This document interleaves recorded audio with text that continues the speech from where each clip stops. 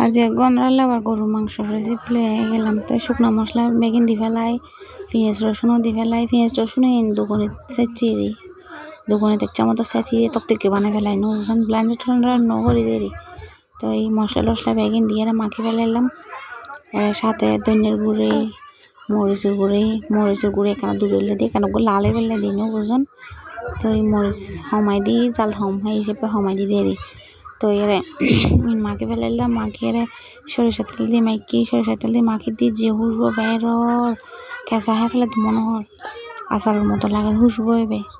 তো এরা মাখিয়ে বুটকায় আবারও মাখি ফেলাইলাম। তার হাড়ি দিয়ে স্টাইল করে মাখি না পারে ন বুঝুন, তাহলে হাতে মাখি ফেলাই দিই। তো এরা আবার মাখিয়ে আবার মুরগির মাংস দিই হাতে মাখি ফেলাই হয়তো মাছ আছে এটা নমাকি না শর্টকাটের মধ্যে আমিও মাখিয়ে তেল দিয়ে ফেলাই ওমা দিয়ে এই হলুদ মরিচ দিই মশলা দিয়ে মাখি ফেলাইলাম।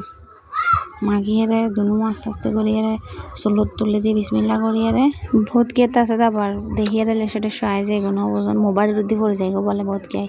তো এই টমেটো কাঁচামরিচ পরে দিম নে ফুলা পাতা তো জাতীয় পাতা দি ফেলাম পরে। তো এই চুলো তুলে দেওয়ার বড়বড়া হয়ে যার গুতে খেয়ে তো এই এনে ওনারা তো সুন্দর না লাগবে কিন্তু মাশাআল্লাহ বহুত সুন্দর আর না মরি ফেলার ওনারা নহইন ওনারাতে সুন্দর না লাগবে রে সাদা মিকেল আর কিন্তু বাস্তবে কিন্তু বহুত সুন্দর এই মুরগির মাংস বহুত সুন্দর এই মজই সেই করে রান্ধি। তো এরে লাস্ট পর্যায়ে আইয়ে টমেটো আর কাঁচামরিচ দিয়ে আর হতক্ষণ সিদ্ধ করে ফেলাইলাম। সিদ্ধ করিয়ে তারপর হতক্ষণ সিদ্ধ হওয়ার পরে আবার ধনিয়া পাতা দিয়ে নামাই ফেলাই।